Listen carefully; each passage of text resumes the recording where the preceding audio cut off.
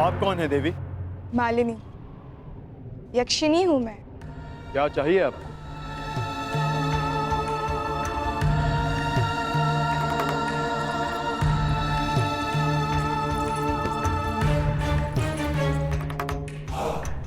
तुम्हारा प्रेम। जब से तुम्हें देखा है तुम्हारी ओर मोहित हो गई हूँ अर्जुन। तुम जैसा ही एक वीर पुत्र चाहिए। मुझे स्वीकार करो। क्षमा चाहता हूँ, मैंने ब्रह्मचर्य व्रत लिया है। व्रत और संकल्प दोनों ही तोड़ने के लिए बने हैं। विश्वामित्र ने भी मेनका के लिए अपनी तपस्या तोड़ दी थी। तुम भी तोड़ दो मेरे लिए। नहीं देवी, जब तक मैं पशुपत अस्त्र प्राप्त नहीं कर लेता, मैं अपनी प्रतिज्ञा से बंधा। और जब तक तुम मेरी कामना नहीं पूरी कर देते, तब तक तुम इसी गुहा में बंद रहोगे। मुझे प्रहार के लिए विवश मत कीजिए।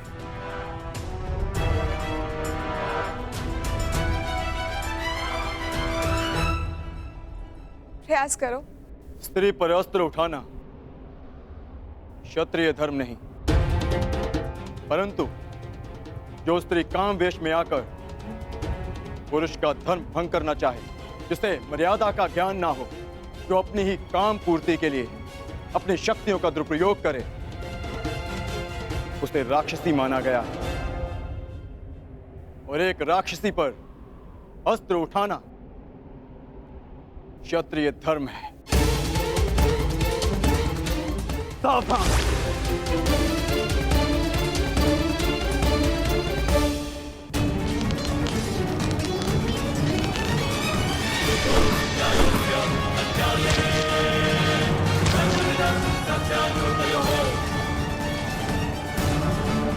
नरेश, आप भूल रहे हैं कि मैंने किससे शिक्षा ली है। कदाचित आपने मुझे स्वयंवर में अपने कौशल प्रदर्शन का अवसर दिया होता तो आज आप मुझसे युद्ध करने का दुस्साहस नहीं करते।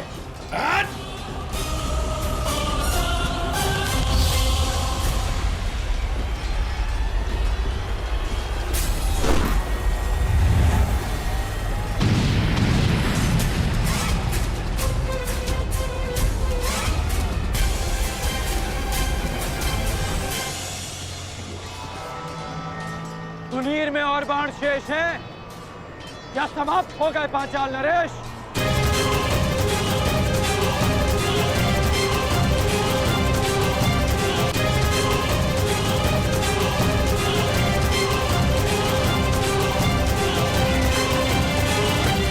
समाप्त हो गए पांचाल नरेश? सम्राट, एक बात तो माननी पड़ेगी, तुम्हारे इस मित्र कर्ण का कोई तोड़ नहीं ना। कर्ण का कोई सामना कर सकता है तो वो केवल अर्जुन है, परंतु पता नहीं पशुपतास्त्र की यात्रा में अब वो किस मोड़ पर होगा।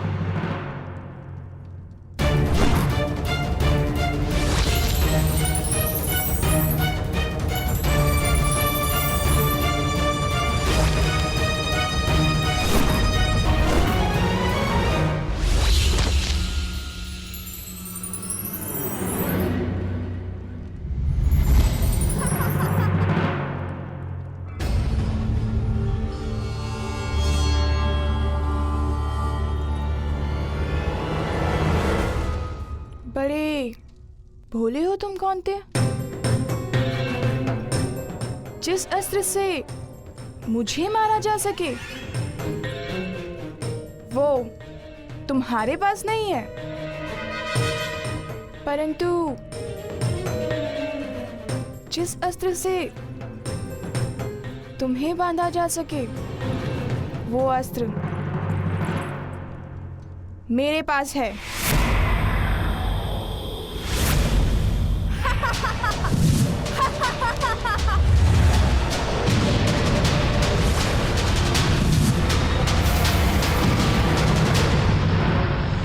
साधारण नारी नहीं हूं मैं, यक्षिणी हूँ, वरदान प्राप्त यक्षिणी।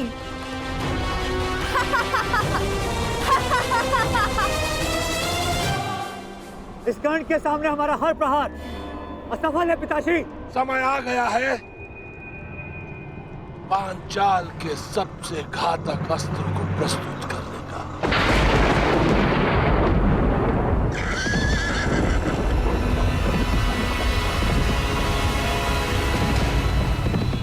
अब भी समय है पांचाल नरेश, हस्तिनापुर की अधीनता स्वीकार कर लो।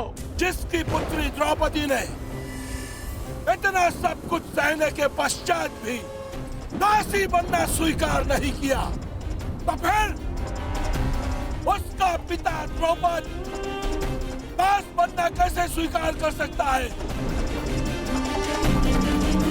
पांचाल नरेश द्रौपद का सर कट सकता है, परंतु झुक नहीं सकता।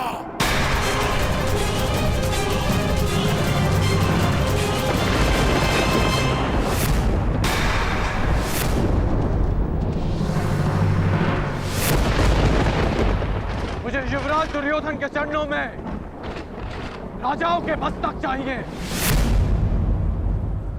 झुके हुए मिले तो उत्तम, अन्यथा कटे ही सही।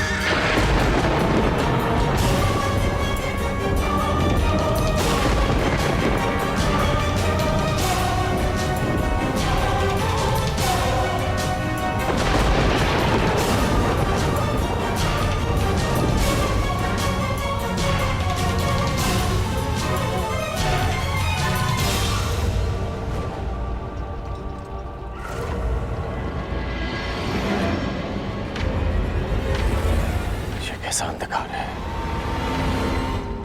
कैसी माया है ये।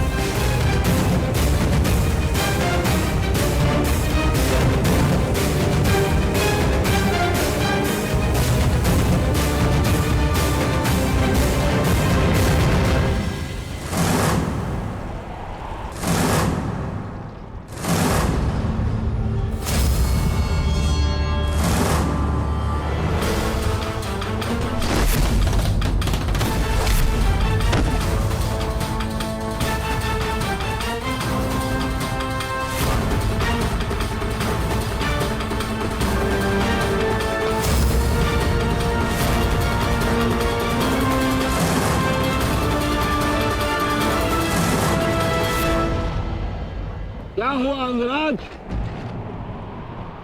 क्या हुआ? अब करो प्रहार। प्रहार करो अंगराज, प्रहार करो। कौन है ये?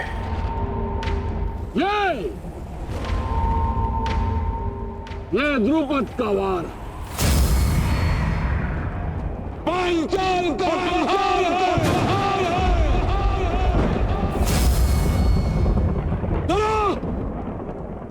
युद्ध करो, बच सकते हो तो बचो।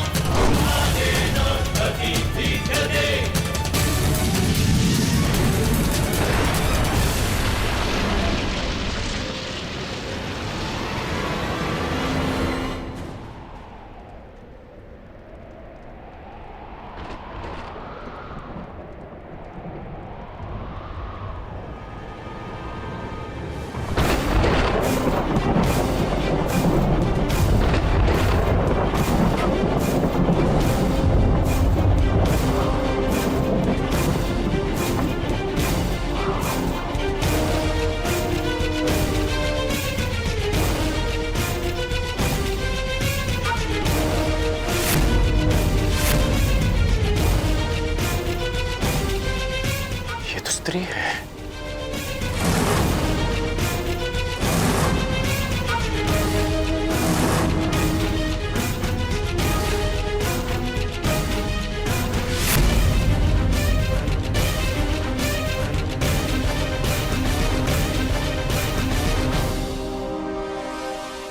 सावधान कर्ण।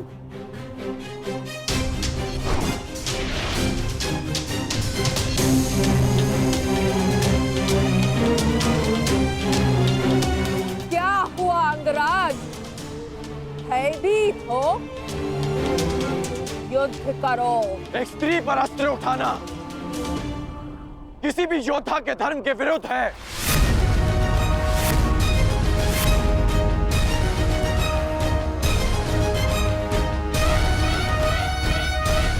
अब क्या करोगे मित्रगण? क्या स्त्री पर अस्त्र न उठाने के कारण हम दिग्विजय का पहला ही युद्ध हार जाएंगे? रुको मत अंगराज, युद्ध करो, क्योंकि जब तुम युद्ध करोगे तब तुम पराजित होगे, और जब हस्तिनापुर पराजित होगा तभी वो आएगा, तभी वो आएगा।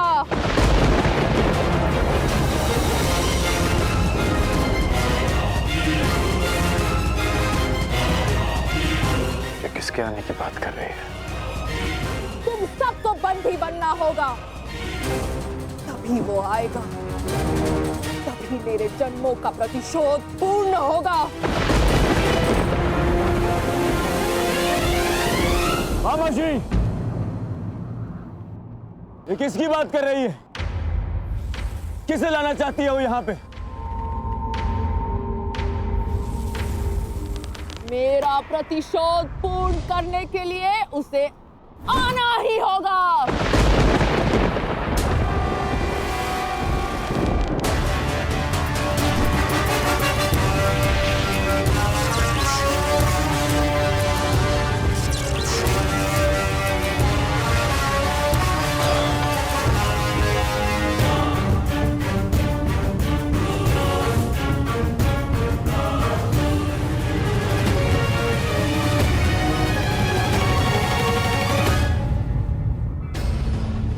दिव्य कवच तुम्हें प्रहार से बचा सकता है अंगराज, परंतु कब तक?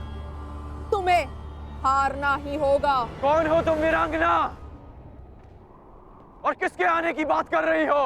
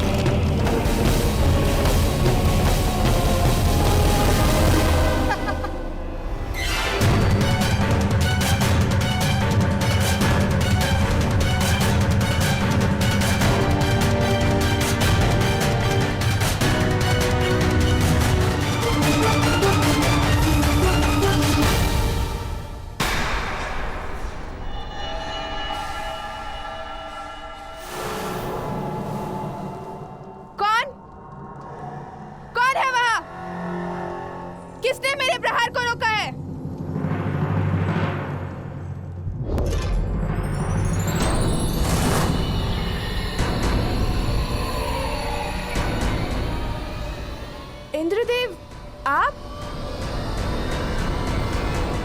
पर आपसे तो मेरा कोई बैर नहीं। मेरे पुत्र से बैर कर कर तुमने मुझे अपना बैरी बना लिया।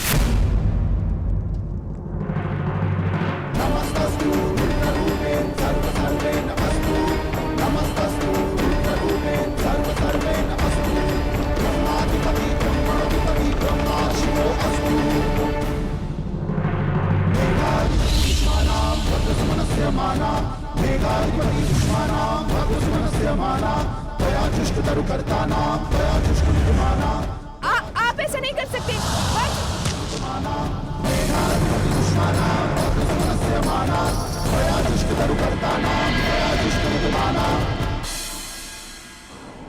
बताओ कौन हो तुम? अपना परिचय दो। अंगराज, यह शिखंडनी है, शिखंडनी।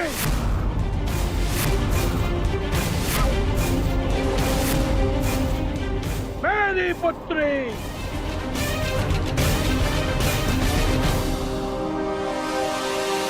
युद्ध करो अंगराज, क्योंकि पांचाल में वीरों का परिचय उसके युद्ध कौशल से होता है, उसके पुरुष या स्त्री होने से नहीं।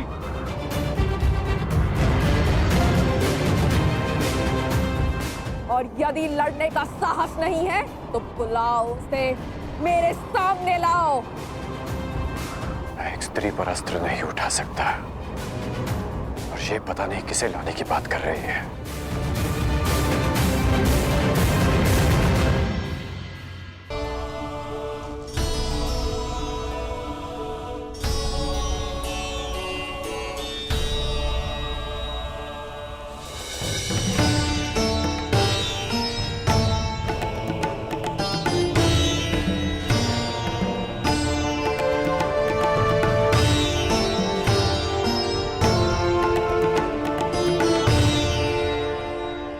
ये परिश्रम का समय है पुत्र अर्जुन। हमारा लक्ष्य कैलाश है। जाओ, कैलाश का मार्ग उस ओर है। जाओ अर्जुन, कैलाश की ओर प्रस्थान करो।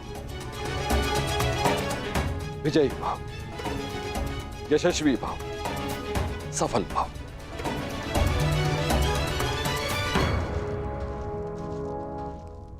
अपने पुत्र के मार्ग से मैंने बाधा हटा दी। अब अपने पुत्र के शत्रु के मार्ग में बाधा उत्पन्न करना, ये मेरा लक्ष्य होगा। सावधान कर्ण, देवराज इंद्र अपना प्रतिशोध लेकर रहेगा। कर्ण, प्रहार करो। यदि तुमने प्रहार नहीं किया तो मैं प्रहार करूंगा। नहीं युवराज, नहीं।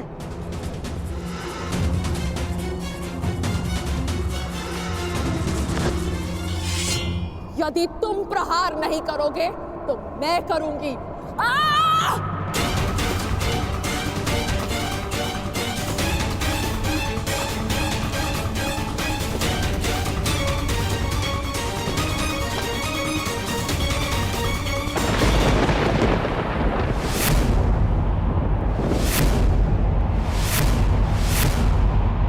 आ गया वो। आज मेरे जन्मों का प्रतिशोध पूर्ण होगा।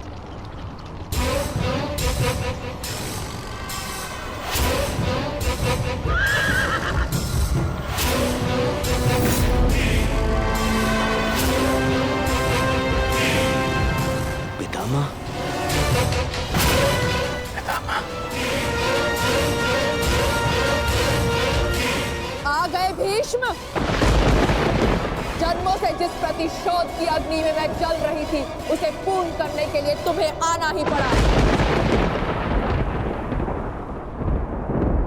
स्मरण है या भूल गए? मेरा अपमान, मेरे अस्तित्व का नाश। स्मरण है वो अपमानित अम्बा जिसे न प्रेम मिला न पति। स्मरण है वो अबला अम्बा जिसके स्वयंवर से एक टूटी हुई वस्तु के भांति उठाकर तुम ले आए। स्मरण है वो अम्बा जो अपने अपमान के प्रतिशोध के लिए हर वीर के पास गई, हर योद्धा के पास भटकी। स्मरण है वो अम्बा जिसने तुम्हारी नाश की प्रतिज्ञा लेकर अपने आप को अग्नि को समर्पित कर दिया।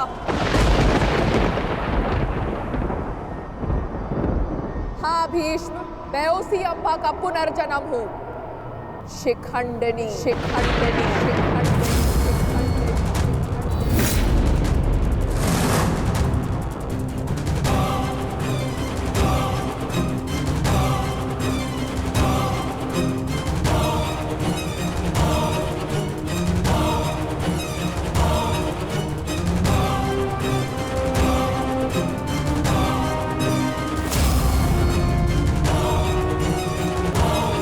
तुम्हारी नाश की प्रतिज्ञा लेकर अपने आप को अग्नि को समर्पित कर दिया।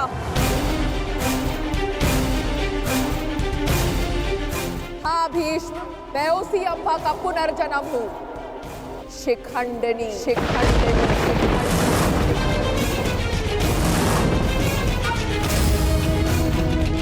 जो तुम्हारा काल बन के जन्मी है, आज उस अम्बा का प्रतिशोध पूर्ण होगा।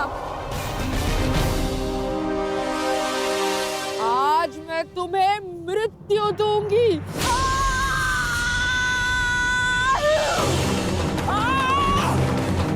कौन? पितामह को बचाओ, रोको उसे।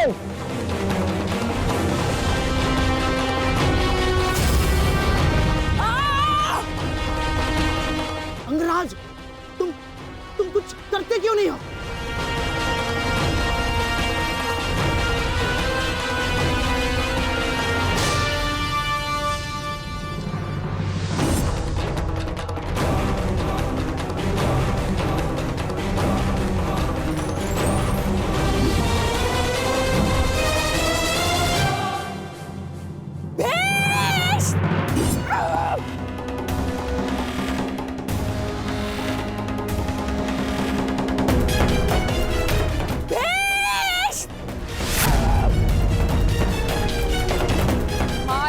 के बच नहीं पाओगे भीष्म।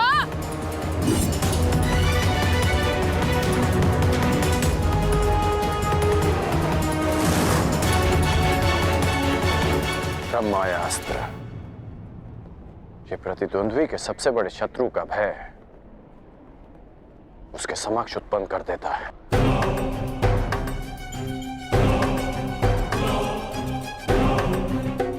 आज मैं तुम्हारे हर एक प्रतिबिंब का नाश कर दूंगी।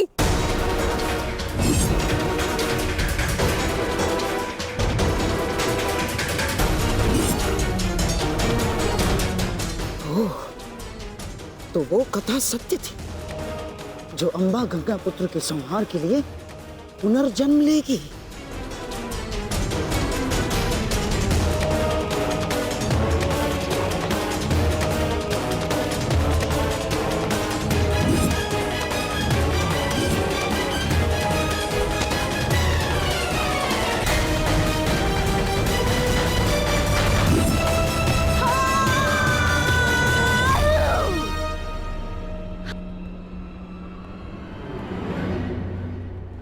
मुझे मेरा प्रतिशोध लेना है।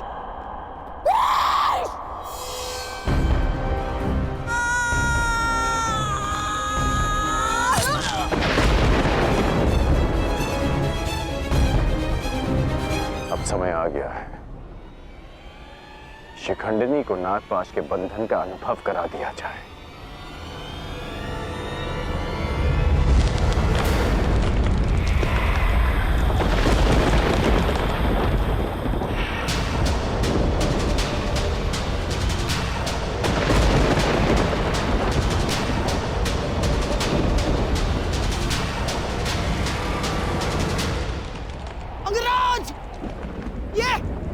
कैसा विघ्न है अंगराज? और अचानक ये जलवायु परिवर्तन कैसा?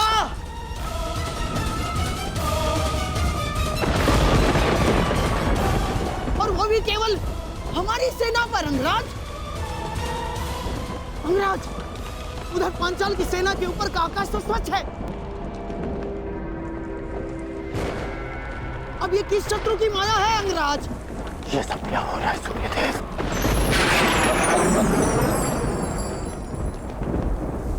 ये सूर्यदेव नहीं मूर्ख कर्ण, ये मैं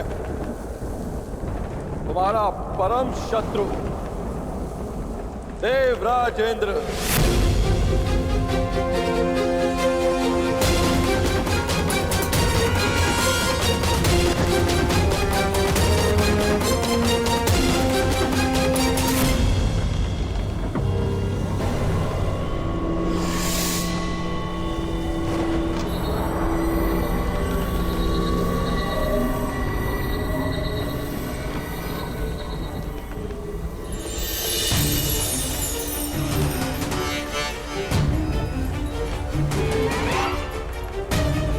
सूर्यदेव, ये आप क्या कर रहे हैं? अब क्यों मेरे मार्ग में आ रहे हैं? देवताओं के राजा होने का यह अर्थ नहीं है कि आप ही को अपनी शक्तियों का प्रयोग करने का अधिकार है।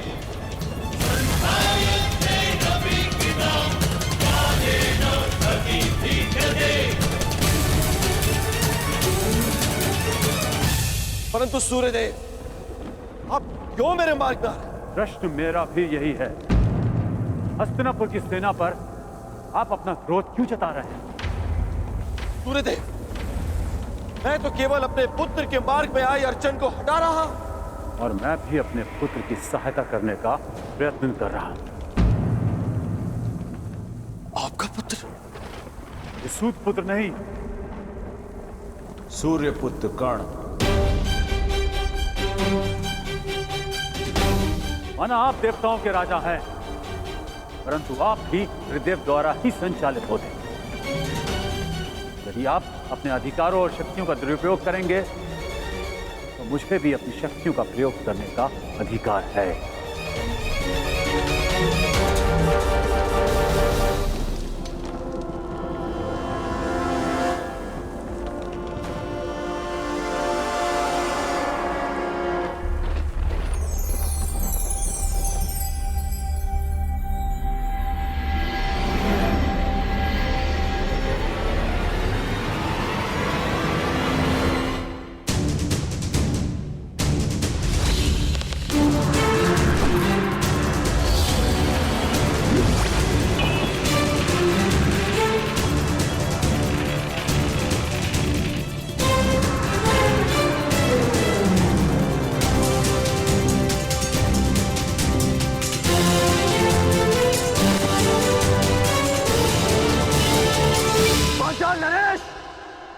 यदि अपने राज्य का विध्वंस नहीं चाहते हो तो अपनी पराजय स्वीकार करो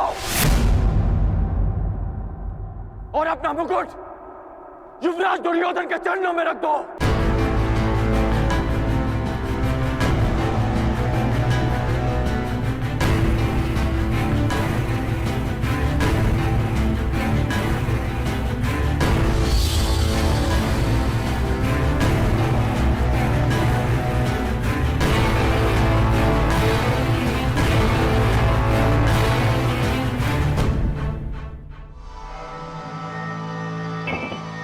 मामाश्री, आज इस विजय से मेरी उस पराजय के अपमान का दंश मेरे हृदय से निकल गया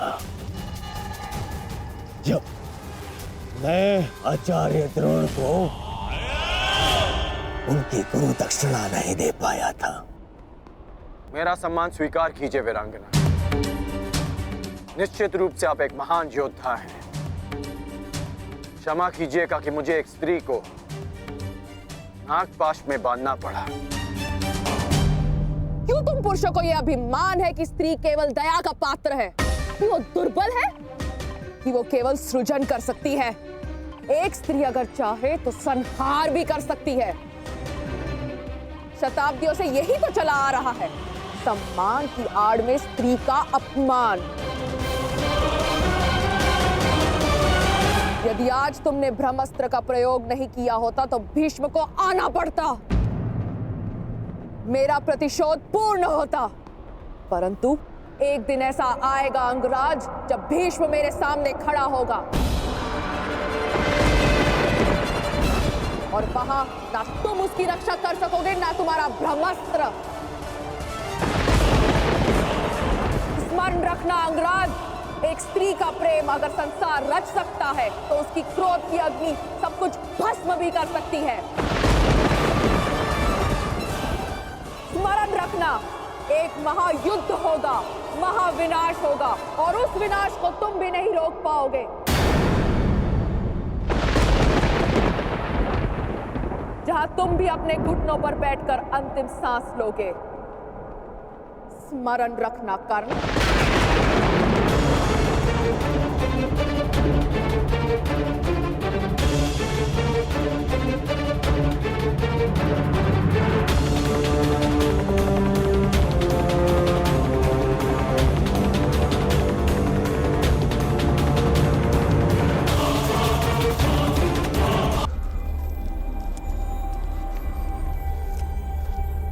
बड़ा भयंकर युद्ध था अंगराज।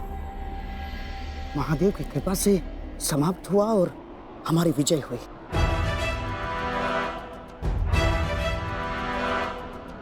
अभी कई युद्ध शेष हैं और कई विजय प्राप्त करनी है गांधार नरेश। हाँ। मैं इस दिग्विजय यात्रा को अंत तक अवश्य पहुंचाऊंगा।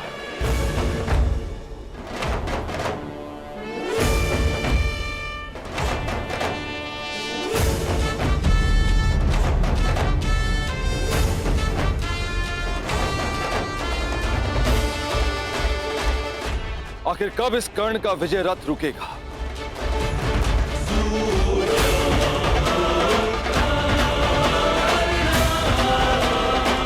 अब तो मैं खुलकर कुछ कर भी नहीं सकता, कोई प्रहार नहीं कर सकता, क्योंकि तुरंत सूर्यदेव इसके समर्थन में आ जाएंगे। सूर्य पुत्र कर्ण,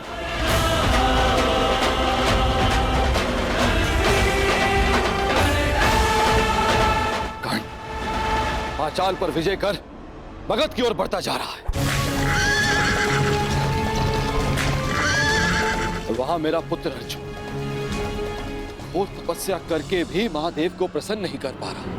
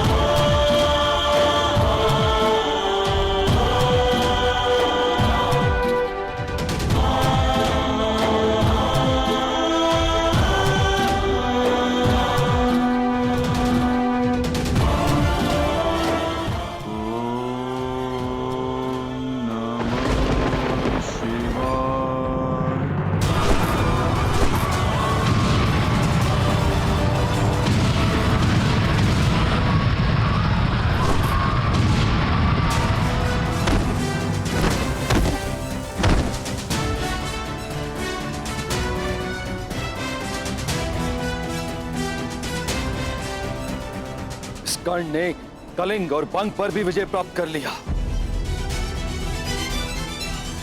अधिक से अधिक शक्तिशाली होता जा रहा है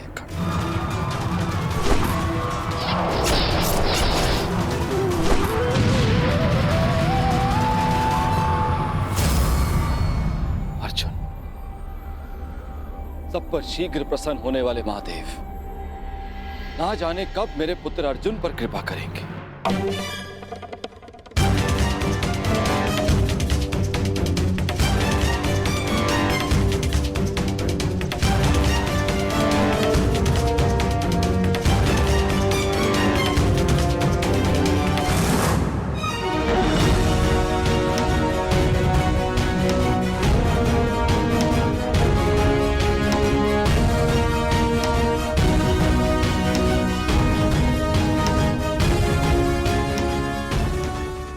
के 10 वर्ष पूर्ण हो चुके। ये कर्ण अब तक अपराजित है, दिग्विजयी बनने की सीमा पर खड़ा है।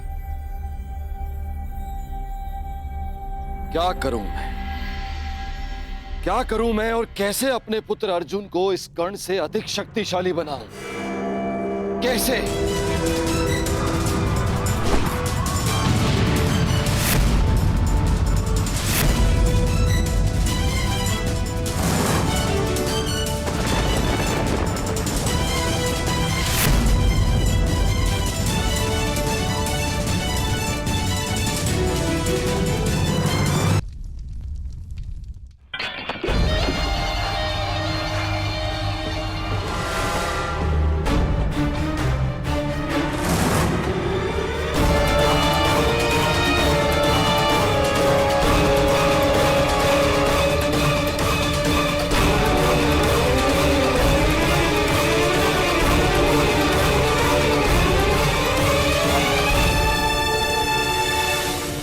बंग, छेदी, कलिंग, मगध, त्रिगध, मत्स्य,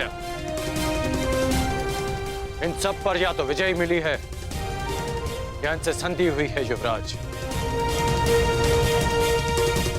आपके चरणों में भारत के सारे राजाओं के मुकुट प्रस्तुत हैं। कुछ ने स्वेच्छा से दिए हैं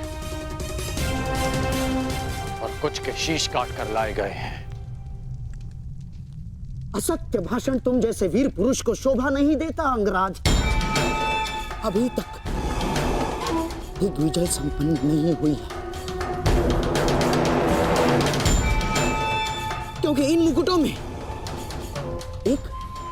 एक मुकुट तो है ही नहीं। उग्रसेन का मुकुट अंगराज। द्वारका अंगराज, द्वारका। अभी तक तुम्हारा द्वारका पर विजय पाना शेष है अंगराज, और द्वारका पर विजय पाए बिना मेरे सम्राट दुर्योधन की दिग्विजय अधूरी होगी अंगराज।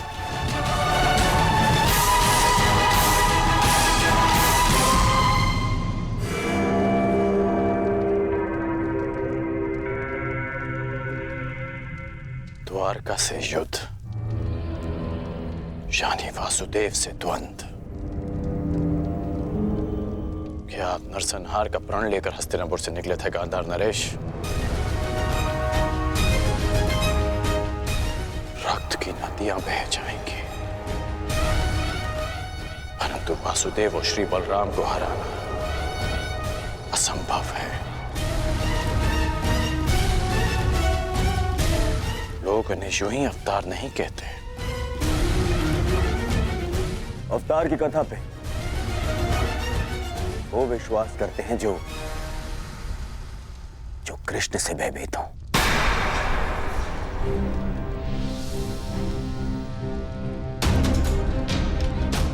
तुमने ही कहा था ना मित्र कि भावी युद्ध के लिए शक्तिशाली राजाओं को अपने समर्थन में लेना आवश्यक होगा। बिना द्वारका के ये कैसे संभव होगा मित्र? तुमने मेरे लिए दिग्विजय का वचन दिया है, क्या उसे पूर्ण नहीं करोगे मित्र? द्वारका का साथ अवश्य मिलेगा युवराज। शक्तिशाली को मित्र संधि से बनाया जाता है, युद्ध से नहीं। हमें वासुदेव और श्री बलराम से संधि करनी होगी।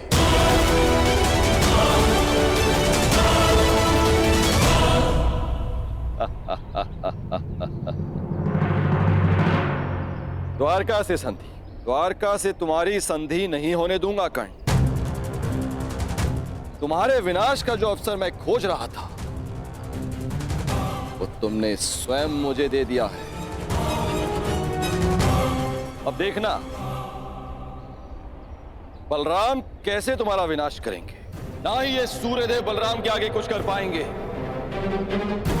और ना ही गोवर्धन उठाकर मुझे नीचा दिखाने वाला वो वासुदेव कृष्ण।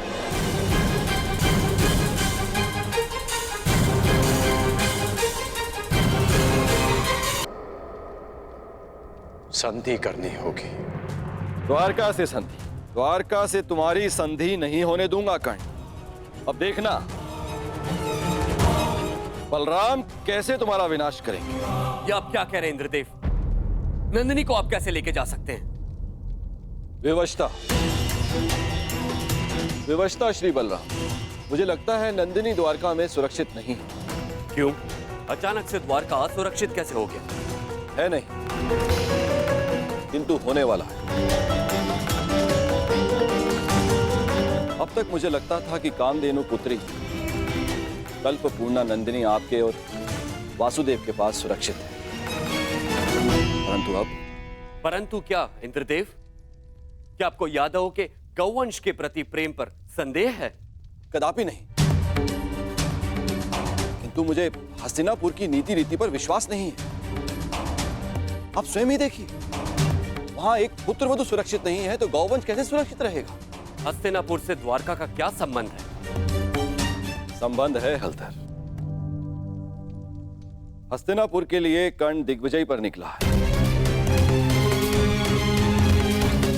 आवश्यक है कि वो एक दिन द्वारका अवश्य आएगा। आपने सोच भी कैसे लिया देवराज कि हस्तिनापुर की अधीनता हम स्वीकारेंगे? यदि हस्तिनापुर की सेना द्वारका के द्वार पर पहुंची तो मैं उन्हें यमलोक का द्वार दिखा दूंगा। और वो यदि संधि के लिए आए तो? संधि? संधि तो एक बहुत अच्छा विकल्प है।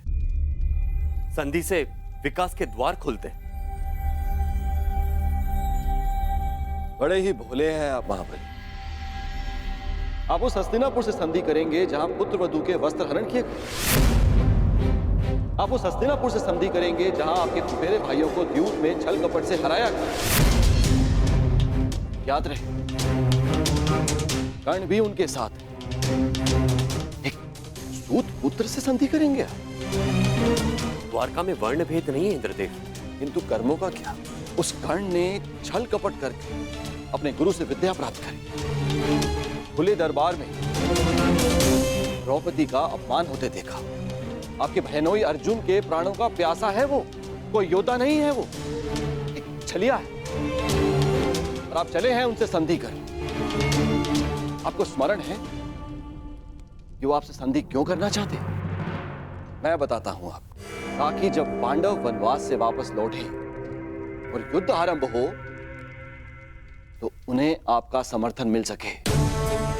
हे महाबली, क्या आप ऐसे लोगों की सहायता करेंगे जिन्होंने विश्व में एक नारी के साथ क्रूर कर्म किए?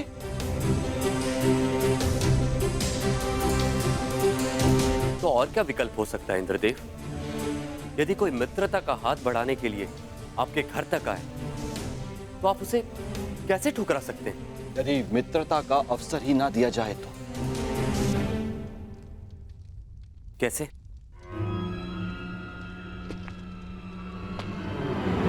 अश्वमेघ यज्ञ से, इससे पहले कि वो कर्ण द्वारका पहुंचे, आप अपने नाना श्री के प्रतिनिधि बनकर यज्ञ आरंभ कीजिए। अश्व छोड़िए। यदि कर्ण ने उस अश्व को जाने दिया तो वैसे ही हस्तिनापुर आपका अधीन हो जाएगा, और यदि रोक लिया तो आप युद्ध करके उसका नाश कर सकते हैं। ये अच्छा विकल्प है।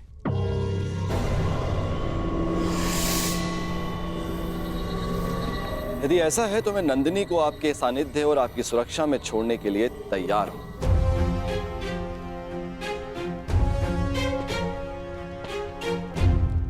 दाऊ,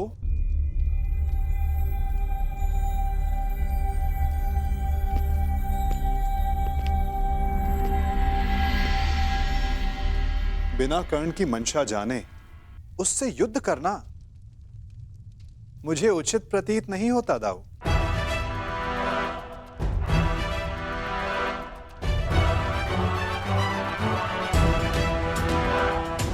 मुझे ऐसा प्रतीत होता है कि आप नंदिनी की सुरक्षा करने में समर्थ नहीं।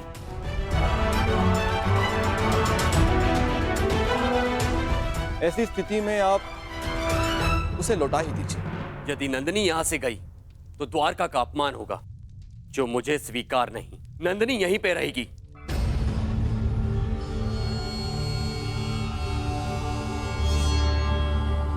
अश्वमेघ यज्ञ का आयोजन होगा कन्हैया। ये तुम्हारे ज्येष्ठ का आदेश है।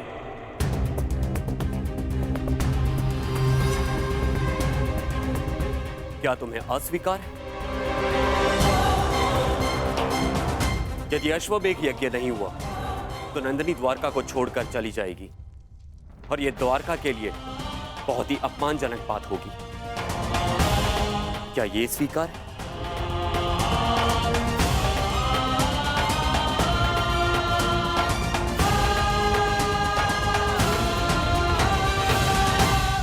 मैं आपके आदेश के परे कहां हूं दाऊ। जैसी आपकी इच्छा।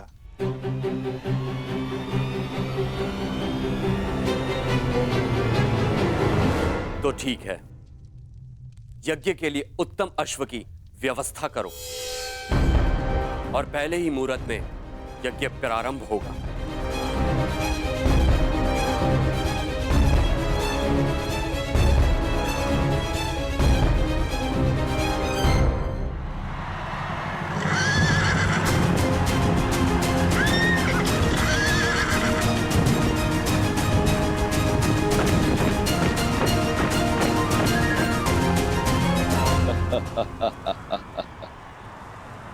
इसे कहते हैं समय का चक्र।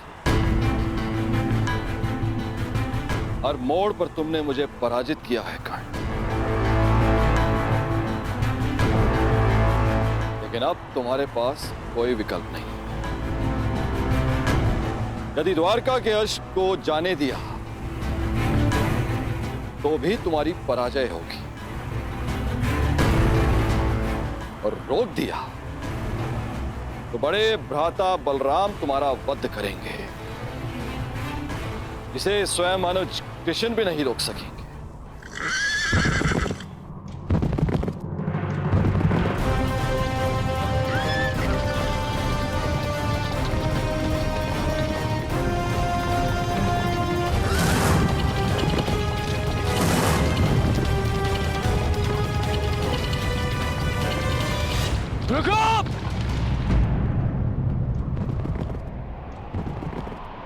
क्या हुआ मित्र? रुकने का संकेत क्यों किया? द्वारका के निकट ही है। अश्व के पश्चात के स्वर सुनाई दे रहे हैं युवराज। ये अश्व की नहीं, तुम्हारे पतन की पश्चात है ये कर्ण।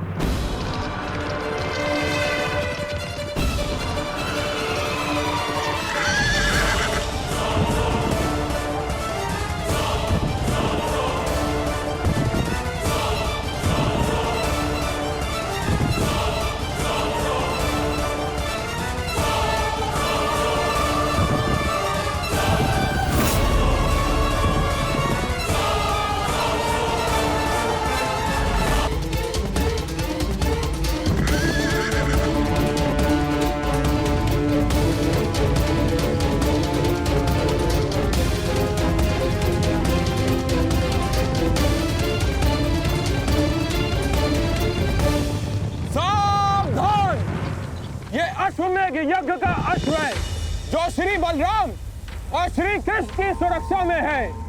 इसे रोकने वाला नारायणी सेना के साथ युद्ध को निमंत्रण देगा। अंगराज, ये अश्वमेघ यज्ञ कर रहे हैं तो हम भी दिग्विजय यात्रा पर निकले हैं। रोक लो ये अश्व, हो जाने दो युद्ध। आज उस छलिए कृष्ण को भी हस्तिनापुर के वाणों का स्वाद चखने दो। नहीं मामाश्री, बात केवल कृष्ण की नहीं, हलधर बलराम की भी है। एक बार बलराम ने हमारी मित्रता स्वीकार कर ली, फिर जीवन भर पांडव हमारे समीप नहीं आ पाएंगे, और ना ही कृष्ण हमारा कुछ भी बिगाड़ पाएगा। कर्ण, बलराम जैसे महाबली वीर से अभद्रता उचित नहीं। नहीं दुर्योधन, ना। आज इस अश्व को यूं ही जाने दिया तो सारे भारतवर्ष में यह संदेश जाएगा, यादवों का वर्चस्व स्वीकार कर लिया है हस्तिनापुर ने। ना मेरे सम्राट, ना।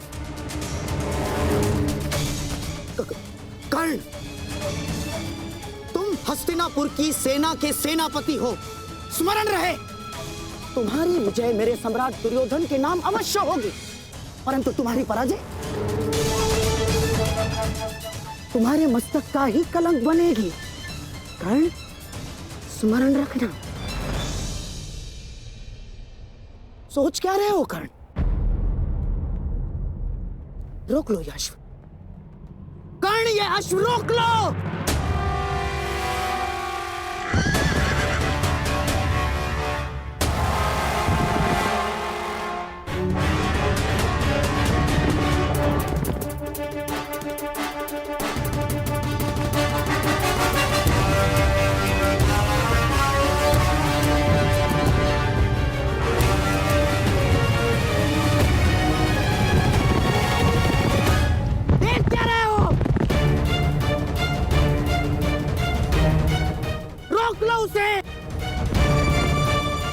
नहीं। कर्ण,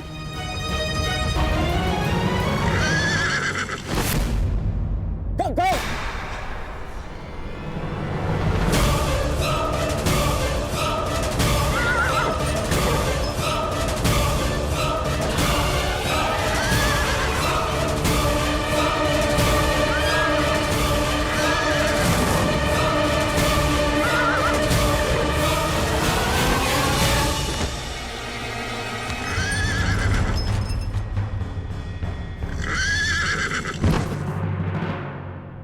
ये तुमने क्या किया मित्र?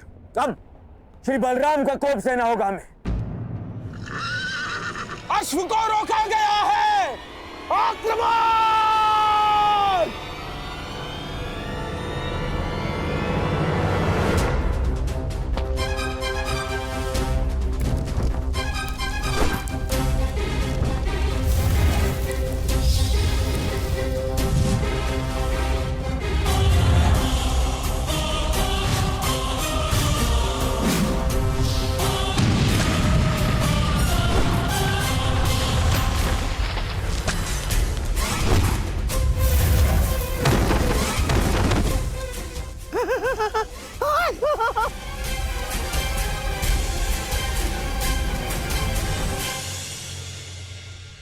ठीक कहा था देवराज ने। यह कर्ण बड़ा ही उद्दंड और दुस्साहसी है। द्वारका के अश्व में एक यज्ञ के अश्व को रोका है उसने। हमारी सेना पर आक्रमण किया है उसने।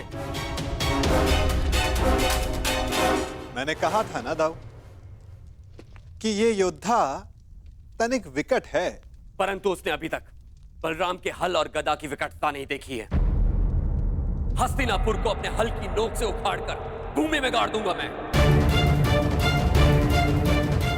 मैं जानता हूं कि तुम्हें कर्ण प्रिय है, परंतु जो भी द्वारका के सम्मान की सीमा को लांघे वो मुझे प्रिय नहीं। अब कर्ण को मेरा सामना करना ही होगा। अब जैसी आपकी इच्छा दाऊ। मैं तुम्हारी इच्छा जानना चाहता हूं कन्हैया। क्या इस युद्ध में तुम भाग लोगे या नहीं?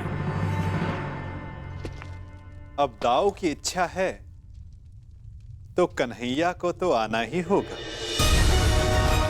परंतु क्या? परंतु इस युद्ध में मेरी भूमिका कुछ और होगी दाऊ, क्योंकि आने वाला योद्धा महारथी है और इस युद्ध में सामना करने के लिए आपको एक चपल सारथी की आवश्यकता पड़ेगी।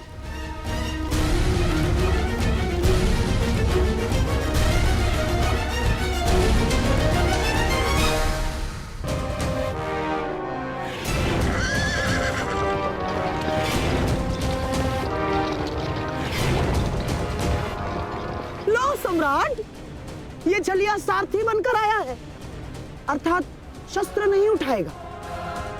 विजय निश्चित है सम्राट, विजय निश्चित है हमारा। तुम्हारी।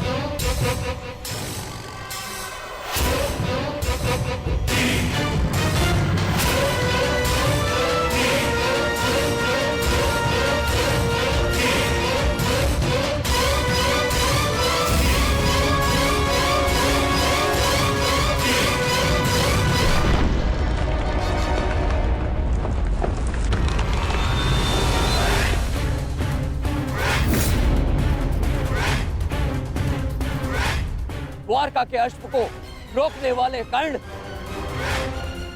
तेरा सामना बलराम से है। अपने प्रियजनों का स्मरण कर ले, क्योंकि तेरा स्वागत स्वयं यमराज करने वाले हैं। शत्रु ने ललकारा है, अंगराज उत्तर दो।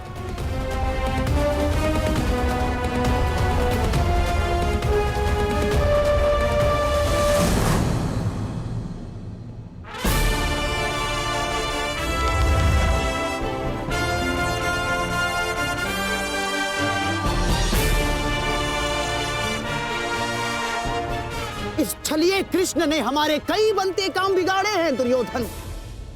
आज इसकी पराजय का आनंद हम उठाएंगे। द्वारका का पतन होगा।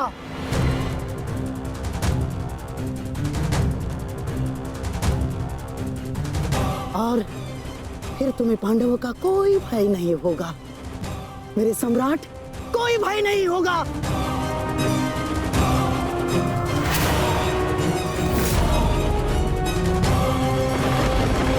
बाण संधान करो कर्ण। तुमने बाण संधान किया और मेरा प्रतिशोध पूर्ण होगा। आज मेरे एक परम शत्रु की हार निश्चित है, या तुम्हारी या कृष्ण की।